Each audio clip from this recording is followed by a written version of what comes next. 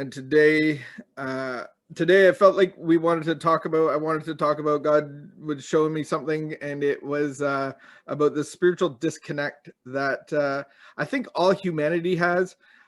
When I was understanding my disease of alcoholism, and I am John, I'm a recovered alcoholic and drug addict. When I was understanding that part of the disease and really what that meant when I said that, we look at three parts. We look at when I take something in, what it does to me physically, what it does to my body. For me, when I put drugs and alcohol in my body, it produces a craving for more, which sounds totally crazy, but 9 out of 10 people, when they have 2 drinks and they feel a little tipsy or they get their hands sweaty a little bit, they actually stop. Or they feel full, they actually stop. For me, it's like having a couple cups of coffee and I just want to keep on going. And then I have this mental obsession that keeps me going back to something that I don't want to do. I finally have enough of it. I feel enough pain, and it's something that I want to stop, but this mental obsession part of it keeps driving me there. And so I look at it like in the context of once I start, I can't stop. And once I stop, I keep on starting over and over again. And the whole reason that I started in the first place was because I have this spiritual disconnect. I have this spiritual restlessness. I am born spiritually disconnected from God, and I am looking to connect. And so alcohol is actually called spirits. We understand that terminology. And so we go to these things that give us a solution, that give us ease and comfort. The unfortunate thing is that I never stopped at ease and comfort. So a lot of people can have a couple of drinks and they get the ease and comfort out of it and live a merry, happy life. And so for me, when I have those little bit of ease and comfort, I go right into oblivion. Time and time again. It might have not started that way, but it increased over the course of time. It is a progressive thing that I have. Just like your bee allergy, maybe in your childhood, you got a bee sting a couple times, no real reaction. And then down the road, you had some major reactions, and then you can't live without an EpiPen in your 30s and 40s. And so just like my abnormal reaction that produces the craving for more, it actually grows over the course of time. My body actually gets weaker in defending it. And so that's what I've come to understand, is that really, I believe that all of humanity is spiritually disconnected. We are born disconnected. The doctor in Alcoholics Anonymous, he writes this forward. He writes his opinion. He writes his findings working with 40,000, 50,000 men and women that suffer from alcoholism. He actually writes to them, the alcoholic life seems like the only normal one. They are restless, irritable, discontent until they can again experience the sense of ease and comfort, which comes at once by taking a few drinks. And that's this disconnect spiritually. And when I connect into something, it gives me ease and comfort. Unfortunately, when I drink, it takes me well beyond that. And so I drank at the beginning for ease and comfort, and then I drank because I didn't have the choice to stop at ease and comfort. And that's really what defines me as when I say alcoholic or recovered alcoholic, that's really what I'm saying, is that this is what happens inside of me. This is what happens when I consume that product. So that might be food for you, or people with you, adrenaline, endorphins, whatever the physical reaction is. It's different in all different types of folks. I think God designed us like this so that we would be addicted to him and his resources when we plug into him. But that's the $1 million question is how do I, if I'm unplugged, how do I get plugged into him and not plugged into other sources of life that give me death in the end? So I think that we can all remember way back to day one of your birth. Okay, I personally can't remember that, but there's some smarter people in this room than I am. And so you might have been aware of that, and it was dark, and there was this long corridor that you got pushed out of, or maybe there was a tear in the sky in a C-section and you were brought out that way. But the reality is you were disconnected from your mom. There was a cut of an umbilical cord, and you were totally disconnected, and you had this new life. And that's kind of the picture that I get, is we are born into this world due to the consequences of God's love. And that might not seem loving, but when you don't force somebody to love them, that actually is true love. And so God gave, in the beginning of creation, he gave free choice, he gave free will. And so he had to do that in some manner. And Adam and Eve were in this garden, and they had a connection with him like no one's ever had. They walked in the garden, they knew him by name, they hung out with him, they probably roasted marshmallows. I could see them making s'mores in the evening, and just talking about the vastness of creation and purpose and meaning, and just having all of their needs met, that comfort and the peace and the joy of not being separated from God brings us. And so God implanted a tree in the middle of the garden and said, you can't eat from that tree, and gave them the choice. And so the enemy comes along and says, that we enter the first conversation about God without God. How many times have you had a conversation about God without God? How many times have you had a conversation about someone without them being there? We enter into these conversations, and that's where the enemy loves to get in, because he's a manipulator, he's a deceiver. And so he actually says, God wouldn't destroy you.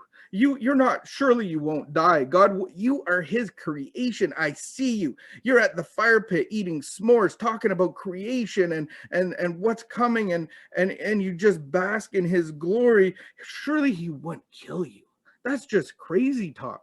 And then he puts in our one of our core needs is that we want independence. And so he actually says, you're not going to die. God just knows that your eyes are going to be open, and you're going to be like him, and he's jealous. So why don't you go ahead? Like, it's not up to me. This is your life. You have a great life, but it kind of seems a little bit boring. You don't always need God to be around. Why don't you just go and have your eyes open? He's not going to kill you. That's just silly talk. And so they got into this conversation, Adam not even being there, Adam not even protecting his other half from the enemy, and then enters into the agreement to the enemy. And so the voice of the enemy says, surely you won't die.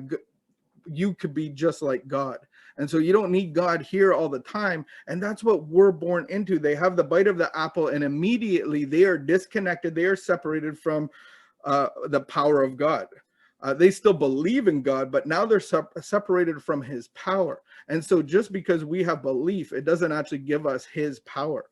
And so we are born into the line of Adam and Eve. We are born separated spiritually from God as well. And so our biggest need is to be filled with peace and joy and meaning and purpose and all those things. And we go to other sources because we are independent from God. So we start off that way, and through our family of origin, through all of this stuff, we are even more separated from God.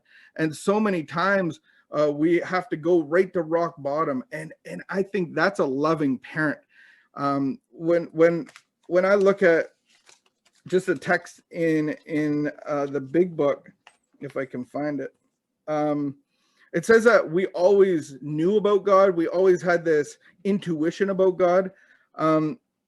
He actually writes, actually, we were fooling ourselves, for deep down in every man and woman and child is a fundamental idea of God. It may be obscured by calamity, by pomp, by worship of other things, but in some form or another, it is there. For faith in a power greater than ourselves and miraculous demonstrations of that power in human lives are facts as old as man himself. And so the book of Alcoholics Anonymous is actually pointing out we have this in us. We have this spiritual illness that we understand that there is a God. We have this intuition that there is a God, and that we need to connect to him. And so even in the book again, it says we straighten all the other problems, straighten out that we may have if we connect to God spiritually. And so that's a beautiful thing. That's the hope, is that nothing around me has to change. I get to be changed and transformed on the inside. Um, so I'm going through a healing process again. I think that this process is circular. It's not linear, even though that we have these 12 steps. And we kind of think in this linear way, but I kind of look at the steps as a hamster wheel, with a lot more purpose and meaning behind it. But the hamster wheel, we had a hamster ball, and we put the hamster in it and he could walk around. And I kind of think that's what it is that we're all on the horizontal plane. My only up and down relationship is actually with my Father God.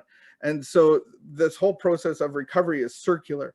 And so I'm actually going back and facing some of a few resentments, and I'm writing this on paper and working with another person in this area. And one of the fears came up, and it said not getting my needs met in a certain relationship. And so then he goes, back up the truck.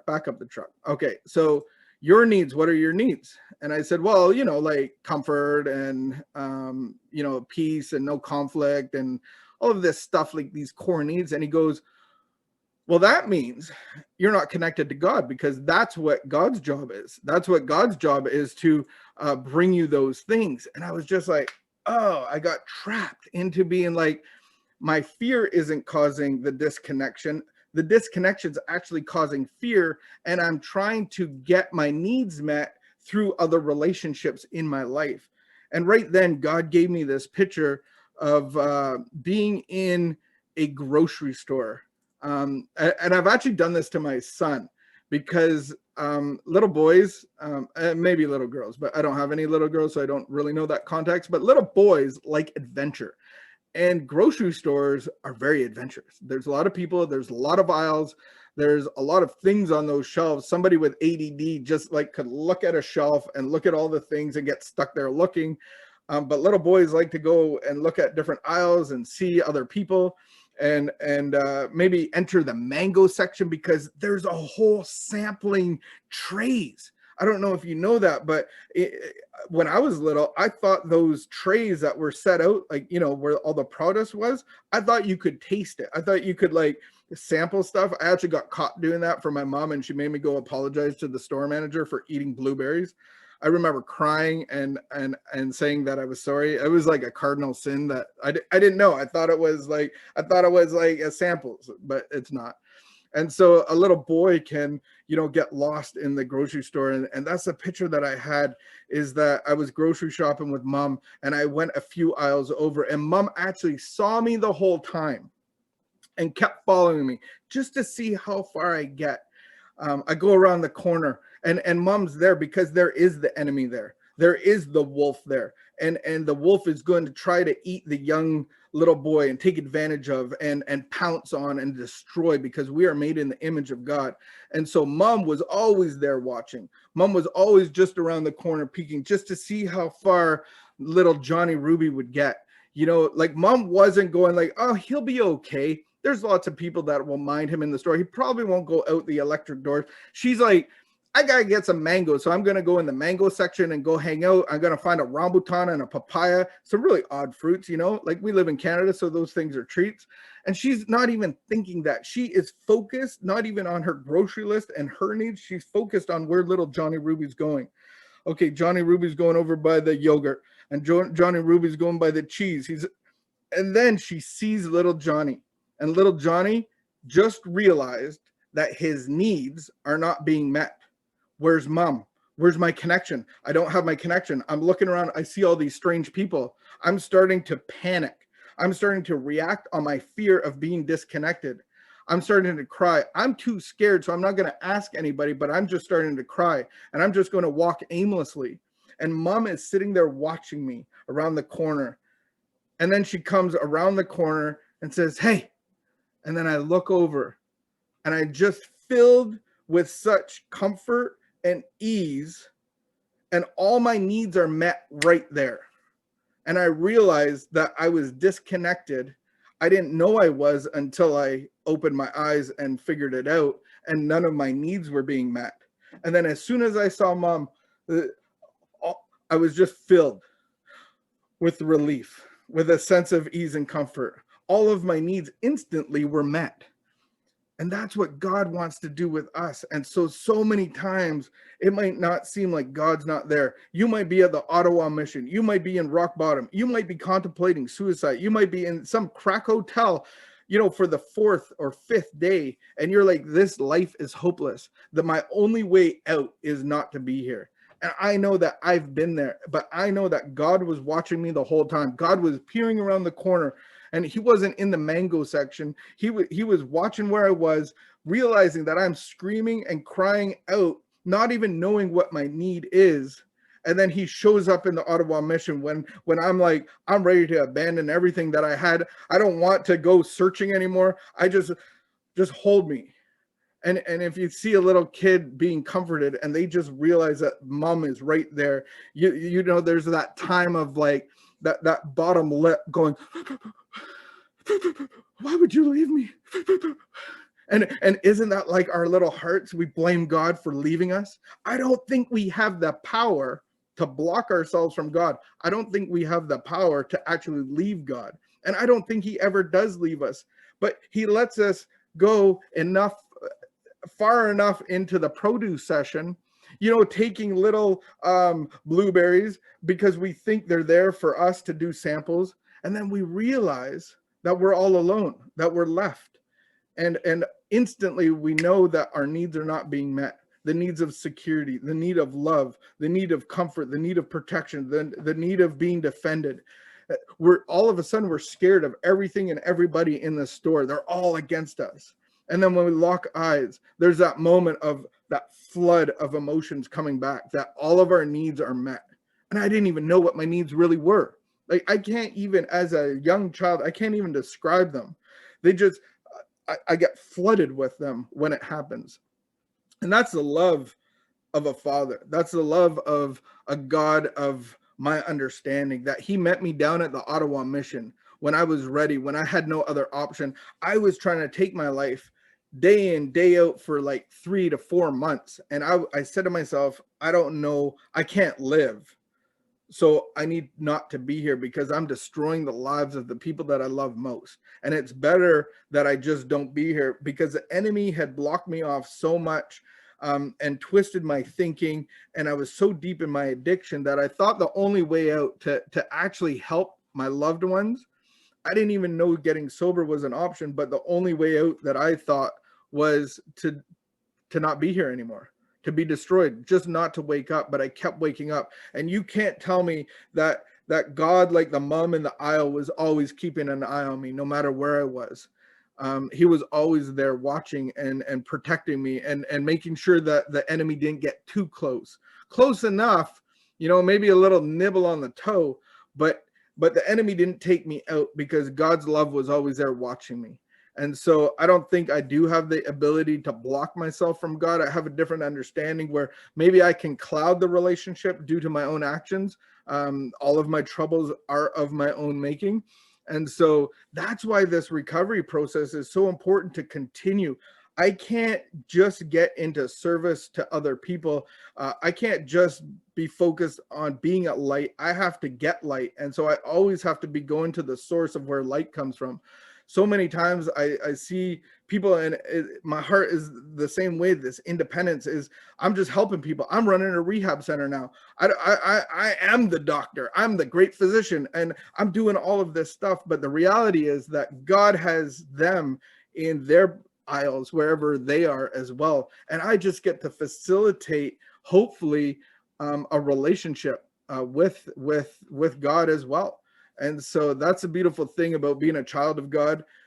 He doesn't use us. He wants to be with us, but he sends us out on mission, not to be used like a pimp or a drug dealer would, or things that we've used, but he sends us out in love, with purpose and meaning. I get that picture. I get all these pictures of children. And I get this picture of like, letting your kids finger paint. I don't know if you've ever done that, but man, it's messy and they don't really make anything valuable. It's just a mess, but they love it. They're getting paint on tables and walls, and you're just like, I got to clean this up. And they're not going to help you clean it up. You know that. And they're demanding that a picture goes on the fridge. And you're like, picture sucks. Like, but I love it because you did it. And I think that's what God lets us do. He lets us do his work. We're a part of his mission. We're part of his being salt and light and lighting up the world and taking our little valuable message of transformation, of grace, of the gospel, of the good news that recovery is possible. And we get to take that out into the darkest corners of the world. And he lets us do that. And he looks at us. He's like, yeah, you're making a bit of a mess right now. You're talking too much, all of that stuff. But man, it's a glorious thing when we have this message and we are message bearers made in his image, powered by him. We have purpose and meaning. We are filled with comfort and joy and peace. And those are the things that we offer to the world around us. Amen. Thank you, John. That was